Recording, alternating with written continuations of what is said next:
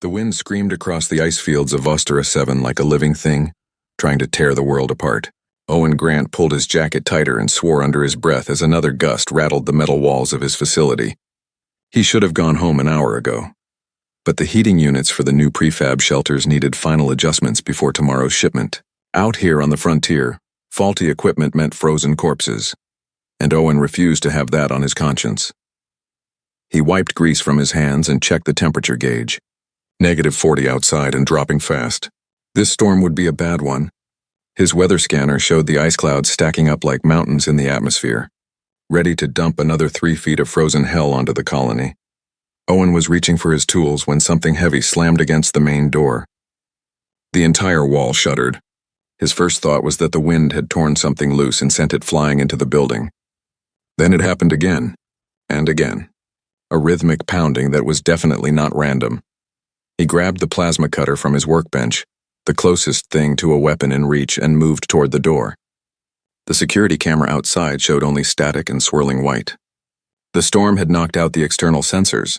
Another impact shook the door, followed by a sound that made his blood run cold. Scratching. Desperate, frantic scratching against the metal. Owen hesitated. Nothing should be alive out there in this storm. The colony had wolves sometimes, big ones adapted to the ice, but they knew better than to approach human buildings. This was something else. Something bigger. The scratching stopped. For a long moment, Owen heard only the wind. Then a voice came through the door, muffled but unmistakable. Words in Galactic Common, the trade language used across 100 worlds. Please, help us, we are freezing. Owen stared at the door. His mind raced through possibilities. Raiders trying to trick him? A colonist lost in the storm? The voice sounded wrong, though, deeper than human, with an odd resonance that vibrated in his chest. Who are you? He called out. Please. My children. They will die. The desperation in those words hit Owen like a physical blow. He had lost his own child once. He knew that sound, that raw terror of a parent watching their offspring slip away. His hand moved to the door controls before his brain caught up. The door slid open and a wall of freezing air slammed into him. Owen staggered back, his breath turning to ice crystals in his lungs. Through the swirling snow, he saw a shape that made no sense. It was too big, too wrong. Then the shape moved into the light and Owen's world tilted sideways. A dragon. A real, actual dragon stood in his doorway. She was massive, easily 15 feet tall, even hunched over. Ice coated her silver scales in thick layers, making her look like a statue carved from frozen metal. Her wings were folded tight against her body, shredded in places and bleeding. Her eyes, huge and golden, locked onto Owen with desperate intelligence. Behind her, 2 smaller dragons huddled together, shaking so violently their teeth chattered. They looked young, maybe teenagers if dragons had such things. Their scales were darker, blue-gray, and covered in the same deadly ice.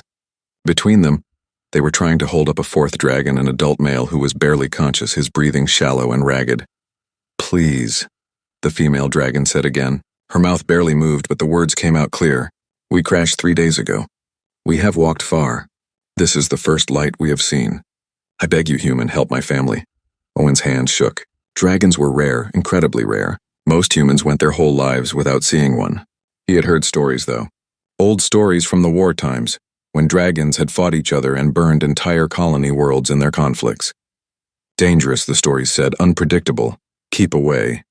But these dragons were not fighting anyone. They were dying. The injured male dragon collapsed, too weak to stand. The 2 young ones cried out and tried to catch him, but they were too weak themselves. All 4 of them were going to freeze to death right here on his doorstep if he did not do something. Owen made his decision in a heartbeat. He dropped the plasma cutter and hit the switch for the cargo bay door. The massive warehouse section of his facility began to open, large enough to fit the prefab buildings he manufactured.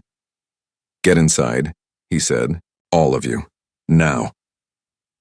The mother dragon stared at him like she could not believe what she was hearing. Then she moved, dragging her injured mate toward the opening. The 2 young dragons stumbled after her, barely able to walk. Owen ran to help them, getting under the shoulder of one of the youngsters and taking some of its weight. The dragon was heavy, incredibly heavy, but Owen was strong from years of construction work. They made it inside and Owen slammed the door shut behind them. The warehouse was not heated for habitation, but it was sealed and insulated. He ran to the control panel and cranked every heater in the building to maximum. The units roared to life, pushing warm air into the vast space. The dragons collapsed in a heap on the floor. The mother tried to stay upright, watching Owen with wary eyes even as her body shook with cold. The two young ones had passed out entirely. The injured male was barely breathing, his scales covered in dried blood and fresh wounds. Owen looked at them and felt his carefully controlled, quiet life crack wide open. He had broken at least a dozen laws by letting them in. Harboring unregistered aliens, failure to report, possible conspiracy charges. If the authorities found out, he would lose everything. His business, his freedom, possibly his life. But as he looked at the mother dragon desperately trying to keep her family alive, Owen thought about his own daughter. About the day he had lost her. About how he would have done anything, broken any law, destroyed any rule to save her. "Stay here," he told the dragon. "I will get medical supplies. We will fix this." The dragon's golden eyes filled with something that looked like tears. "Thank you," she whispered. "Thank you, human." Owen grabbed his emergency kit and got to work. He had no idea what he was doing, but he would figure it out. That was what humans did best. They adapted. They survived, and they protected those who needed protecting, even if those beings happened to be dragons. Sunlight crept through the high windows of the warehouse, painting lines of pale gold across the floor where 4 dragons lay sleeping. Owen had not slept at all. He sat on an overturned crate, watching the gentle rise and fall of their breathing, still half convinced this was some exhaustion-induced hallucination. His hands were stained with blood. Dragon blood, as it turned out, was darker than human blood, almost purple, and it had taken him 3 hours to clean and seal the worst of the injured male's wounds. He had used industrial sealant meant for hull repairs, veterinary supplies meant for colony livestock, and a lot of improvisation. Somehow it had worked. The male dragon's breathing was steady now, his body temperature slowly climbing back to normal. Owen's comm unit buzzed. His supervisor's face appeared on the screen, looking annoyed. "Grant, where are you? The shipment inspection is in 2 hours." Owen glanced at the sleeping dragons. "I'm sick. Food poisoning. I need a few days." His supervisor's expression shifted to disgust. "Fine, but those shelter units better be ready when you get back." The call ended. Owen exhaled slowly. He had just bought himself maybe 3 days before anyone came looking. 3 days to figure out what to do with 4 dragons hiding in his facility. A soft sound made him turn. The 2 young dragons were waking up, their eyes blinking open slowly. They saw Owen and immediately scrambled backward, their claws scraping against the concrete floor. The movement woke their mother, who surged to her feet despite her exhaustion. "Peace," she said quickly to her children, positioning herself between them and Owen. "This human helped us. He is safe." The young dragons did not look convinced. They huddled together, staring at Owen with wide, frightened eyes. One of them, the slightly larger one with a scar across their snout, spoke in a voice that shook. "Why would a human help us? Everyone else wanted us gone." Owen set down the medical supplies slowly, keeping his movements calm. "I'm Owen Grant. This is my facility. You're safe here." "Safe," the smaller young dragon repeated bitterly. "Nowhere is safe for dragons. Not anymore." The mother dragon looked at Owen with an expression that was painfully human in its exhaustion and grief. "My name is Silvara. These are my children, Frost and Ember. And this," she gestured to the injured male, still unconscious, "is my mate, Talon." "What happened to you?" Owen asked. Silvara's wings drooped. "We lived on Draconis 3, a colony world in the border territories. For 2 years we worked honestly. We followed their laws. We paid their taxes. But the local government decided dragons were too dangerous to live freely. They said we had to register where tracking collars work only in approved industries." Her voice hardened. "They said it was for everyone's safety. What they meant was they wanted free labor." Frost, the larger young dragon, spoke up. "They took our friends, put them in work camps, made them mine ore in the deep tunnels where no human would go. We ran." Ember added quietly. "We bought passage on a cargo ship with everything we had saved. But the ship was old and the pilot was drunk. We crashed here 3 days ago. The pilot died in the crash. We have been walking through the ice ever since." Owen felt something cold settle in his stomach. "I'm sorry. No one should have to live like that." Silvara stared at him. "You mean that?" "I can hear it in your voice. Why, we are dragons. Your species fought wars against ours centuries ago." "That was centuries ago," Owen said. "I don't care about ancient history. I care about what's in front of me. And what I see is a family that needs help." Frost made a sound that might have been a laugh. "You're a strange human. I get that a lot." Over the next few hours, Owen made food. He had no idea what dragons ate, so he improvised. Heated protein bars, dried meat from his emergency supplies, and a pot of stew he had been saving for himself. The dragons ate carefully at first, then with increasing enthusiasm. Apparently, hunger made most things taste good regardless of species. While they ate, Owen worked on Talon's wounds. The male dragon woke briefly, looked around in confusion, and tried to speak. Silvara moved to his side, speaking softly in a language Owen did not recognize. It sounded like wind chimes and distant thunder mixed together. Talon's eyes found Owen, and he managed a small nod before exhaustion pulled him back under. "He thanks you," Silvara translated. "He says you have a good spirit." Owen did not know what to say to that, so he just kept working. Frost and Ember began exploring the warehouse, moving between the stacks of prefab panels and construction equipment. Frost accidentally knocked over a rack of power tools. The crash made everyone jump. The young dragon froze, terror written across their face. I am sorry, Frost said quickly, backing away. "I will pay for it. I will work. Please do not be angry." Owen looked at the scattered tools and then at the terrified dragon. Something about that fear, that immediate assumption of punishment, made him angry. Not at Frost, but at whatever had taught them to be so afraid. "It's okay," Owen said, walking over to pick up the tools. "Accidents happen. No big deal. Come here, I'll show you how these work." Frost approached slowly, still nervous. Owen demonstrated each tool, explaining what it did and how to use it safely. The young dragon's fear gradually transformed into fascination. Soon Ember joined them, asking questions in rapid succession. How did humans build things so precisely? How did the power cells work? Why did humans use metal instead of stone? Owen found himself enjoying the conversation. It had been years since he had talked to anyone about his work with genuine enthusiasm. Most people saw construction as boring. The dragons saw it as fascinating. Silvara watched from beside her mate, her expression thoughtful. "You live here alone," she observed. "No family, no pack. This is unusual for humans, yes?" Owen's hand stilled on the tool he was demonstrating. "I had a family once. My wife and daughter. There was a transport accident 5 years ago. Mechanical failure. They died instantly. The warehouse fell silent." Silvara's eyes softened with understanding. "I lost 2 children on Draconis 3, the work camps. They did not survive the conditions." She paused. "Grief is the same, no matter the species." Owen met her eyes and saw the same pain he carried reflected back at him. They understood each other in that moment, 2 broken parents still trying to keep moving forward. "You can stay here," Owen said quietly, "as long as you need. I'll figure something out." Silvara bowed her head. "You risk much for strangers. You're not strangers anymore." As night fell on Vostara 7, Owen showed the dragons where they could sleep comfortably. He set up additional heaters, brought out all the spare blankets he had, and made sure Talon was stable. Before he finally collapsed from exhaustion, he looked at the 4 dragons resting peacefully in his warehouse. For the first time in 5 years, his facility did not feel empty. Rain hammered against the warehouse roof in a steady rhythm that Owen had learned meant the temperature was rising. Spring was coming to Vostara 7, which meant the ice would melt and turn everything into freezing mud for a few weeks. It also meant his supervisor would want to schedule that inspection soon, very soon.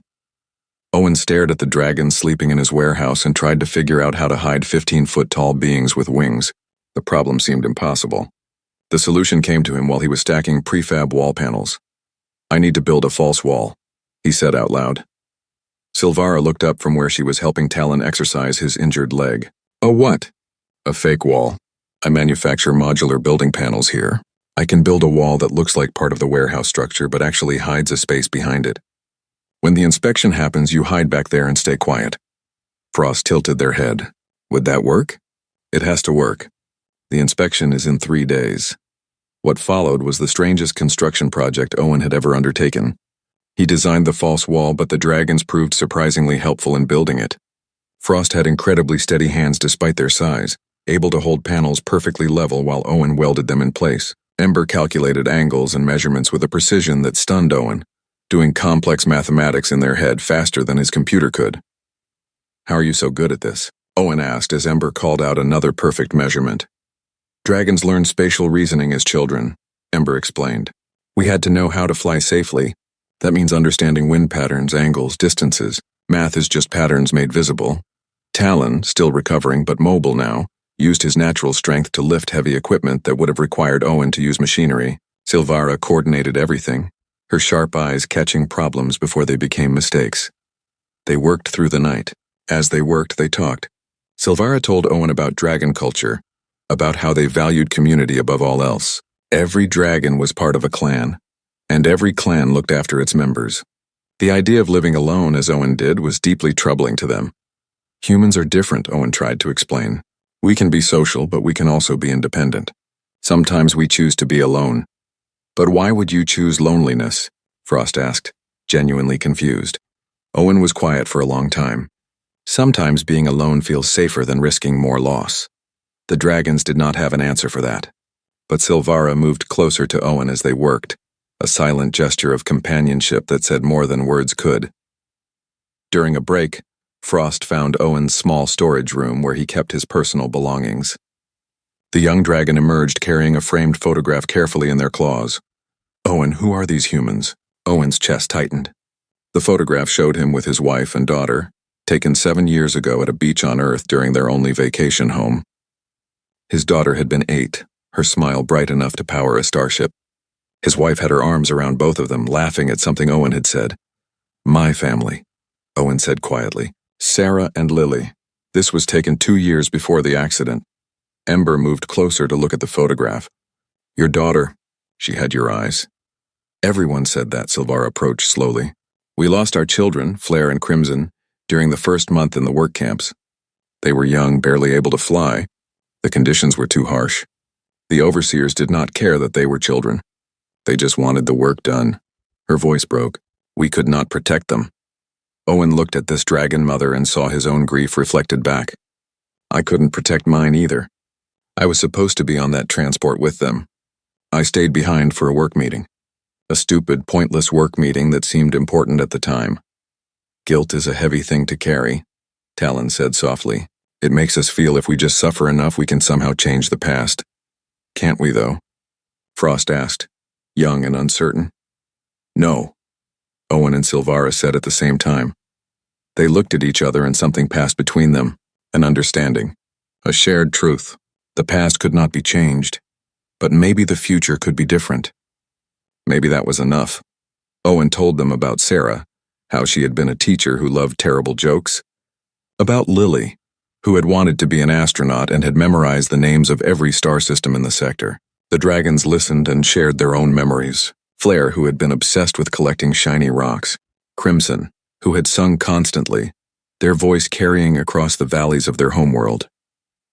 They mourned together in the quiet warehouse, 4 broken beings finding comfort in shared pain. The next day, Owen taught Frost and Ember how to use his tools properly. They were quick learners, their natural precision making them excellent at detailed work. Ember became fascinated with welding, watching the metal fuse together with an intensity that made Owen smile. Frost preferred the design work, sketching ideas for buildings that combined human practicality with dragon aesthetics. You have made this place your home, Ember observed, looking around the warehouse. But it is designed only for work. Where do you rest? Where do you dream? Owen realized he did not have a good answer. He slept on a cot in the corner office. He ate standing up at his workbench. He had not decorated, had not made anything personal. This was a place to work, not a place to live. You have been existing, not living, Silvara said gently, since you lost them. I guess I have. That is not what they would want for you. Owen knew she was right. Sarah would have been furious at him for wasting years hiding from life. Lily would have begged him to be happy again. But knowing something and feeling it were different things. The false wall took shape over 2 days of intense work. When it was finished, it looked like a genuine part of the warehouse structure. Behind it was a space large enough for 4 dragons to hide comfortably. Owen stocked it with supplies, heaters, and a communication device so he could warn them when to be silent. The night before the inspection, they tested it. The dragons squeezed into the hidden space and Owen sealed the wall. From the outside, it looked completely normal. He could not hear them at all. This will work, he told them when he opened it again. And after the inspection, Talon asked, what then? We cannot hide here forever. Owen had been avoiding that question. I don't know, but we'll figure something out. Together. Frost surprised him by pressing their snout gently against his shoulder.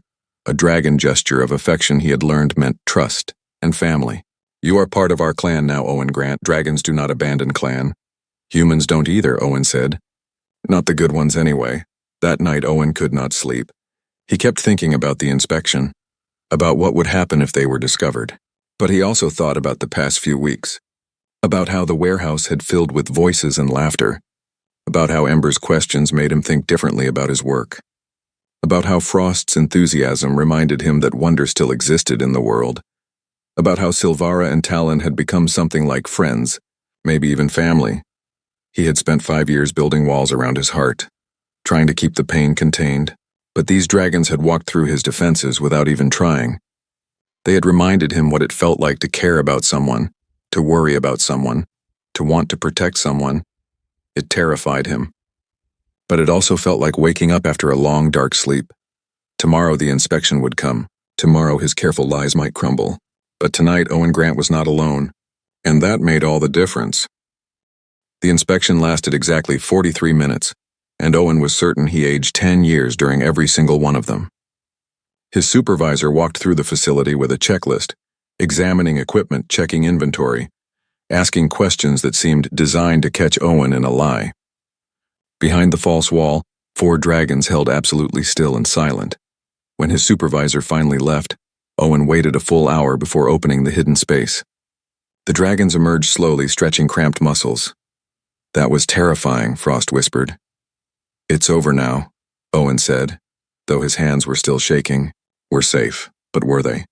The close call had reminded Owen how fragile their situation really was. One mistake, one surprise visit, one piece of bad luck, and everything would come crashing down. 2 weeks passed. Life developed a rhythm. During the day, Owen worked on his official projects. At night, the dragons helped him complete orders faster than he ever had alone. Talon's strength meant Owen could lift heavy materials without machinery. Ember's calculations eliminated costly errors. Frost's steady hands made precision work easy. Silvara's organizational skills kept everything running smoothly. Owen's productivity increased so dramatically that his company noticed. He received a bonus and a message from corporate praising his efficiency. The irony was not lost on him. He was breaking laws by hiding the dragons, but those same dragons were making him a model employee. He used the bonus money to buy better food and medical supplies. The dragons were grateful, but Silvara watched him with concerned eyes. You spend all your money on us, she said one evening. What else am I going to spend it on? Your own life. Your own future. Owen shrugged. This is my life now. You are my future. The words came out before he thought about them, but once spoken he realized they were true. Somewhere in the past weeks, these dragons had stopped being refugees he was helping. They had become family. Ember had claimed Owen's small collection of books and was working through them methodically. The young dragon particularly loved human literature, fascinated by how humans told stories. You write about loneliness often, Ember observed one night. Many of your greatest stories are about isolated individuals seeking connection. We're social creatures who often feel alone, Owen said. Even when we're surrounded by people. Dragons have stories too, but they are different. They are about the clan, the group. Individual dragons are never the hero. The clan is the hero. Maybe that's healthier. Maybe, Ember agreed. But your human stories teach something important. They teach that one person can make a difference. One person's choice can change everything. Owen thought about that. One person's choice. He had made a choice to open his door to freezing dragons. That choice had changed his life completely. Frost showed Owen dragon fire-breathing techniques, carefully controlled to help with metalworking. The precision heating allowed Owen to create stronger welds than his equipment alone could manage. Together they began experimenting with new designs that combined human engineering with dragon capabilities. One night, Frost showed Owen a sketch. What if we built shelters that could adapt to temperature changes naturally, using materials that respond to heat like dragon scales do? Owen studied the design. It was brilliant. The shelters would be self-regulating, requiring less power and maintenance. This could revolutionize frontier construction. Then let us build it. They worked on a prototype together, human and dragon collaborating on something neither could have created alone. When it was finished, Owen tested it thoroughly. The shelter maintained perfect internal temperature regardless of outside conditions, using a fraction of the power traditional systems required. I need to submit this to my company, Owen said, but I can't explain where the ideas came from. Then say you had help from consultants who wish to remain anonymous, Silvara suggested. Owen submitted the design with exactly that explanation. 3 days later, he received a message. His company loved it. They wanted to put it into immediate production. They wanted to give Owen an innovation award. They wanted him to come to the regional headquarters to present his work. "This is bad," Owen said, staring at the message. "Awards mean attention. Attention means scrutiny. Scrutiny means discovery." "Then refuse the award," Talon said. "I can't." Refusing would raise questions. They might send investigators to find out why. They were trapped by their own success. The dragons saw Owen's distress and gathered around him, a gesture of comfort and support. "We will face this together," Silvara said firmly. "Whatever comes, we are clan now. Clan does not abandon clan." That night, Ember asked Owen about human concepts of family. "You use the word family for people who are not related by blood. How does that work?" Owen thought carefully. "Humans believe family is not just about blood. It's about who you choose to love, who you choose to protect, who you choose to build a life with. We call it found family, people who find each other when they need each other most." "Like us," Frost said quietly. "Like us," Owen agreed. Silvara made a deep rumbling sound that Owen had learned was a sign of strong emotion in dragons. "In dragon culture, we have a ceremony. When someone outside the clan performs acts of profound kindness, when they prove they will sacrifice for the clan, we adopt them as family. True family. Blood-bonded family. You want to adopt me?" Owen asked, stunned. "You saved our lives. You gave us shelter when no one else would. You have worked with us, laughed with us, mourned with us. You are already family in every way that matters. The ceremony just makes it official." Owen felt tears forming. "I would be honored." The ceremony was simple but powerful. Silvara and Talon spoke words in the old dragon language, their voices harmonizing in a way that made the air vibrate. They pressed their foreheads against Owen's, sharing warmth and breath. Frost and Ember did the same, their eyes bright with emotion. "You are clan," Silvara said in galactic common. "From this moment until the stars grow cold, you are our family. Your joy is our joy. Your pain is our pain. Your enemies are our enemies. Your home is our home." Owen could not speak through the lump in his throat. He just nodded and held them close. This impossible family he had found in the frozen darkness. Later that night, as the dragons slept, Owen looked at the photograph of Sarah and Lily. For the first time in 5 years, he felt like he could breathe properly. The grief was still there. It would always be there. But it no longer consumed him completely. "I think you would like them," he whispered to the photograph. "They're strange and wonderful, and they've saved me just as much as I saved them." He imagined Sarah smiling at him, approving. Imagined Lily being fascinated by dragons and asking them a million questions. The thought did not hurt as much as it once had. Instead, it felt warm, a good memory instead of a painful one. Owen realized that honoring his lost family did not mean staying frozen in grief. It meant living fully, loving completely, and opening his heart to new possibilities. Sarah and Lily would have wanted that for him. They would have wanted him to be happy. The next morning, Owen woke to find Frost and Ember had decorated the facility. They had hung fabric scraps like banners, arranged equipment into something almost artistic, and placed small glowing light cells around the space.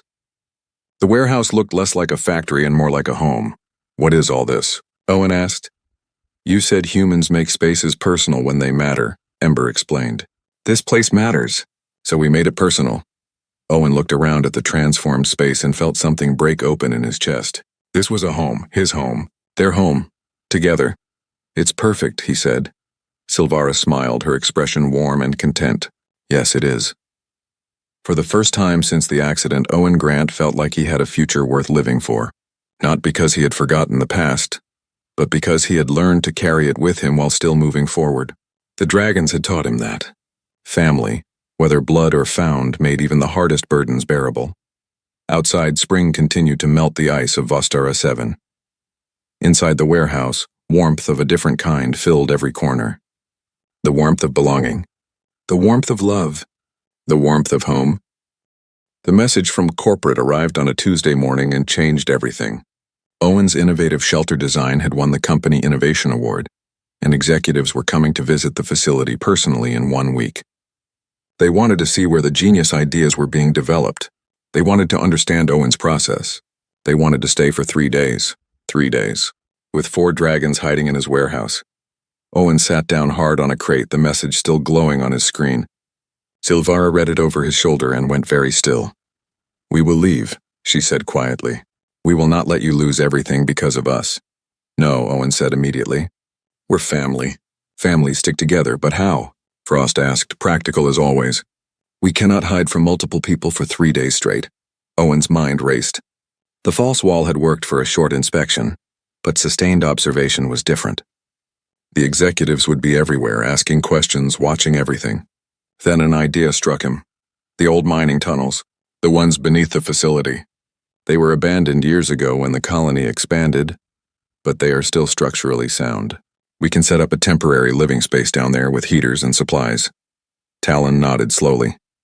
It could work, but the tunnels will be cold. Very cold. I will make it work. I have 6 days to prepare. What followed was the most intense construction project Owen had ever attempted. He worked frantically to make the tunnels habitable, running power lines for heating units, installing lights, bringing down food and water supplies. The dragons helped despite their exhaustion, carrying equipment through the narrow access shaft. But Owen was pushing himself too hard. He barely slept, barely ate. By day 5, he was running on stimulants and stubborn determination. Silvara watched him with growing concern. You will collapse, she warned. I will rest when the executives leave. Owen, you are killing yourself. I am keeping my family safe. On day 6, the ice storm hit. Not a normal storm, but a massive weather system that swept across the entire region. Within hours, the temperature dropped 40 degrees. Power grids began failing across the colony. Emergency alerts flooded every communication channel. People were trapped in buildings without heat, without power, without hope. Owen stood at his window watching the chaos and felt his carefully constructed plans crumble. The tunnel heating system was running off the facility's backup generator. If he lost power, the dragons would freeze. His comm unit buzzed. The colony administrator's face appeared, haggard and desperate. Grant, your facility has independent power, correct? Yes, solar panels and a backup generator. We are evacuating people from failing buildings. We need every location with power to take in refugees. How many can you fit? Owen looked at the warehouse. It was huge, easily capable of holding 50 people. But 50 people would discover the dragons within hours. He started to refuse, started to make an excuse. Then Silvara's voice came from behind him. Tell them yes. Owen turned. All 4 dragons stood there, their expressions determined. We cannot let people die because of us, Silver said firmly. You would never forgive yourself. We would never forgive ourselves, but they will find you. Then they find us. Some things are more important than hiding.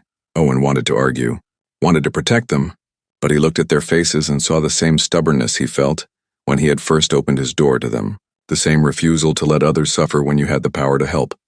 Fine, he told the administrator. Send them here. The refugees arrived in waves. Men, women, children, all cold and frightened. Owen directed them into the warehouse, turned on every heater, distributed blankets and food. Among them was a woman named Diana with 2 children, a boy of 10 and a girl of 6. The girl, Ruth, had eyes that reminded Owen painfully of Lily. The dragons retreated to the tunnels as planned. Owen activated the heating units and tried to monitor their situation remotely while managing 40 refugees upstairs. It was chaos. People needed food, medical attention, reassurance. Children cried. Adults argued. Owen ran himself ragged trying to help everyone. On day 2 of the storm, disaster struck. A power surge from the failing grid knocked out one of Owen's generators. He had enough power to run the warehouse or the tunnel heating, but not both. Owen stood at the control panel, staring at the impossible choice. 40 humans upstairs who would be uncomfortable but alive if he cut their heat. 4 dragons below who would die if he cut theirs. His finger hovered over the switch. Then he heard a voice behind him. Owen, the tunnel heaters just went offline. He spun around. One of the refugees, an engineer named Harold, stood there holding a diagnostic tablet. He must have been investigating the power systems. I can explain, Owen started, but Harold cut him off. There are 4 massive heat signatures in the tunnels below us. They were keeping warm, but now the temperature is dropping fast. Whatever is down there is going to freeze. Harold paused, his expression unreadable. Are those dragons? Owen could have lied. Should have lied. But he was too tired, too worried, too done with hiding. Yes. Harold was quiet for a long moment. Then he said, and bring them up here. What? Bring them up. If they stay down there, they die. If you keep the heat on them, we all die. The only solution is to bring them up where the shared heat will keep everyone alive. These people will panic. Some of them might try to hurt the dragons. Then we convinced them not to. Harold looked Owen in the eye. You saved 40 people during the storm. Now save 4 more. I will help you. Owen wanted to believe him, but fear gripped his heart. Why would you help? Because, Harold said simply. It is the right thing to do. Together they went down to the tunnels. The dragons were huddled together for warmth, their breath coming out in frozen clouds.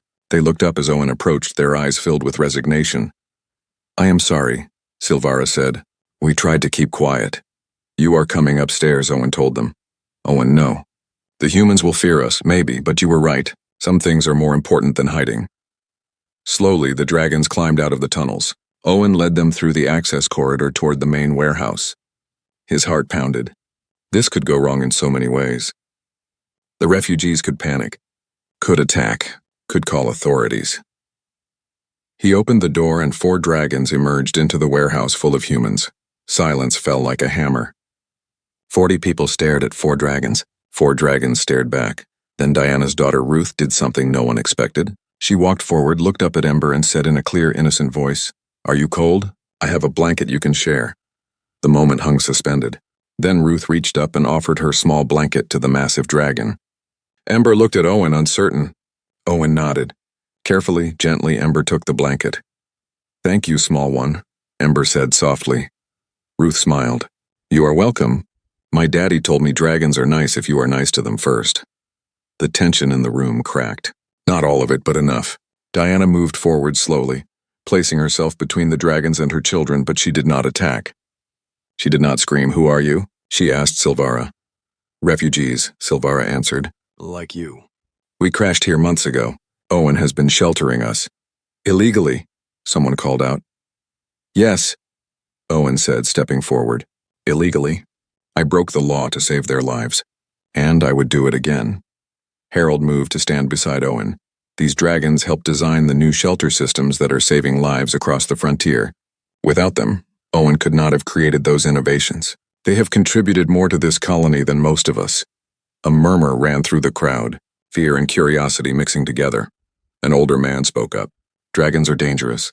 Everyone knows that. Talon stepped forward, his injured leg still showing scars. We were dangerous once, when our people were at war with themselves. But that was long ago. We are tired of fighting. We just want to live in peace, then why hide? Another refugee demanded. Because no one would let us live in peace if they knew we were here, Frost said quietly. They would put us in camps, make us work, or kill us because they fear what we might do. Diana looked at her children, then at the dragons, then at Owen. You took us in during the storm, gave us shelter without asking for anything. The dragons could have stayed hidden and safe, but they chose to risk everything to make sure we had enough heat. She paused. That does not sound like dangerous creatures to me. Ruth was already sitting beside Ember, chattering about something only she found interesting. The young dragon listened with patient attention, their fear gradually melting away. Owen felt something shift in the warehouse. Not acceptance, not yet, but the beginning of possibility. The first crack in the wall of fear. We have 3 more days until the storm breaks, Harold said. We are all stuck here together. Might as well make the best of it. Slowly, carefully, the 2 groups began to coexist. Some refugees stayed far from the dragons. Others, especially the children, were curious. Ruth appointed herself as Ember's best friend and refused to leave their side. But Owen knew this fragile peace could not last. When the storm ended, when people returned to their homes, the truth would spread, and then everything would come crashing down. 5 days after the storm ended, Owen stood in his warehouse watching 40 former refugees leave in transport vehicles. Some shook his hand. Others thanked him quietly. Diana hugged him and Ruth cried because she had to leave Ember behind. The young dragon looked just as sad. We will see each other again, Ember promised. I swear it. Ruth made Ember promise 3 more times before her mother could coax her into the transport. When everyone had gone, Owen waited. He knew what was coming. The refugees had been good to their word and said nothing about the dragons to the authorities during the evacuation. But now they were back in their homes talking to their neighbors, and secrets had a way of spreading. The call came 2 hours later. Galactic Patrol had received reports of unregistered aliens in the sector.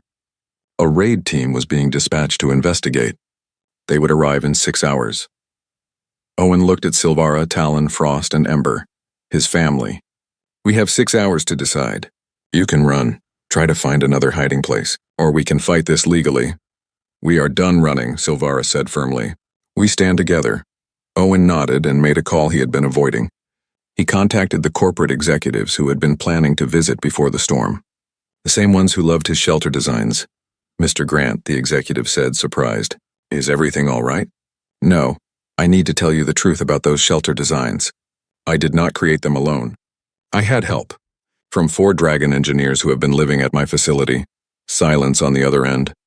They are refugees, Owen continued quickly. They are brilliant, hardworking, and responsible for most of the innovations in those designs. I want to hire them officially. Give them work visas. Make them legal consultants for the company. That is highly irregular. It is also profitable. These dragons can revolutionize frontier construction, but only if they are not arrested and deported first. Galactic Patrol is on the way here now. I need corporate lawyers, I need official documentation, and I need it in the next 6 hours. The executive was quiet for a long moment. Owen could practically hear the calculations happening. How good are their designs? Good enough to make this company the leader in frontier technology for the next decade. I will make some calls. The next 6 hours were the longest of Owen's life. Corporate lawyers arrived in 3 hours, moving faster than Owen thought possible. They began processing emergency work visa applications, drafting contracts, building a legal framework to make the dragons legitimate employees rather than illegal aliens. Harold showed up with 10 other refugees who had sheltered at the facility. We are here to testify if needed. Those dragons saved our lives. We will not let them be taken. Diana arrived with Ruth, who immediately ran to hug Ember. My mom says we are going to tell everyone the truth about how nice you are. More people arrived. People from the colony who had heard about the dragons and were curious rather than afraid. Not everyone was supportive. Some showed up to protest to demand the dragons be removed, but they were outnumbered by those willing to give the dragons a chance. The Galactic Patrol arrived exactly on time. 6 officers in full armor, weapons ready. Their captain was a hard-faced woman named Sterling who looked like she had never smiled in her life. Owen Grant, you are suspected of harboring unregistered aliens in violation of Section 12 of the Galactic Immigration Act. Owen stepped forward, his corporate lawyers flanking him. The beings in question are registered as of 2 hours ago. Here are their work visas, employment contracts, and legal documentation. Captain Sterling took the papers and examined them with narrowed eyes.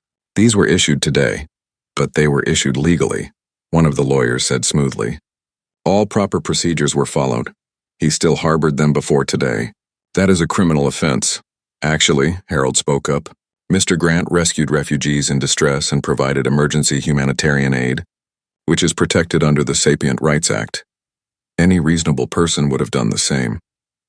Captain Sterling looked at the crowd that had gathered, at the corporate representatives standing with Owen, at the refugees holding signs supporting the dragons, at a 6-year-old girl holding a dragon's claw. This is highly irregular, she said. But legal, the lawyer repeated. Captain Sterling's jaw tightened. She looked like she wanted to argue, to find some loophole, some way to arrest everyone. But the paperwork was solid. The crowd was watching. The media drones had arrived and were recording everything. Finally, she stepped back. This is not over. We will be monitoring this situation closely. Please do, Owen said calmly. You will find 4 law-abiding citizens working honestly to build a better life. The patrol left. Owen waited until their ships disappeared before he allowed himself to breathe again. Then the crowd erupted in cheers. The dragons were legal. They were safe. They were free. 3 months passed. The dragons became a fixture of the colony, no longer hiding but living openly. Their shelter designs went into production and began saving lives across the frontier. Other dragon refugees heard about what had happened and began arriving, asking for the same chance at a new life. Owen's facility expanded. He hired more dragons, gave them work and safety and dignity. His company became the most successful construction firm in the sector, known for innovation and ethical practices. Diana and Ruth visited every week. Ruth and Ember remained best friends, the girl teaching the dragon about human games while the dragon taught her about mathematics and stars. It was a strange friendship, but it worked. One evening, Owen stood outside his facility watching the sunset paint the ice fields gold and purple. Silvara stood beside him, her wings catching the light. Do you regret it? She asked. Opening your door that night? Owen thought about the question. His life had been simple before the dragons, quiet, safe, lonely. Not for a second, he said. We changed your life.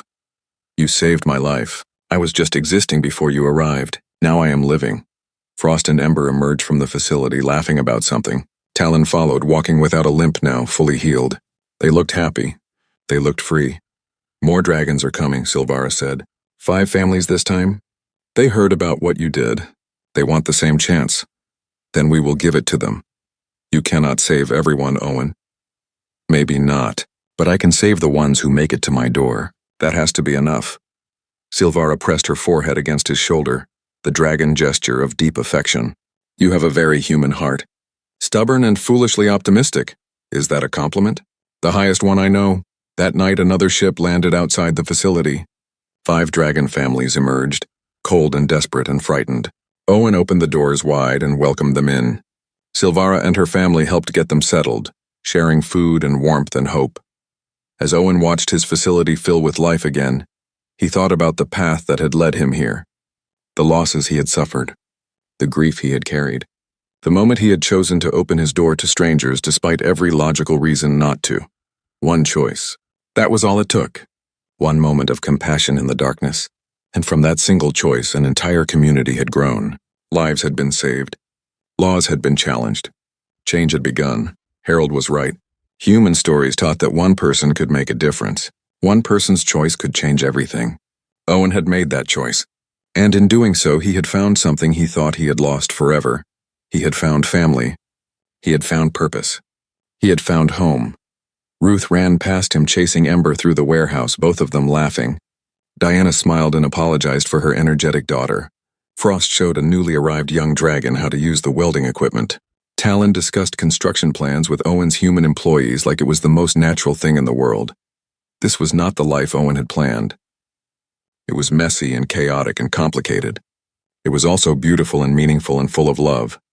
Outside, the ice fields of Ostara 7 stretched away into the distance, cold and harsh and unforgiving.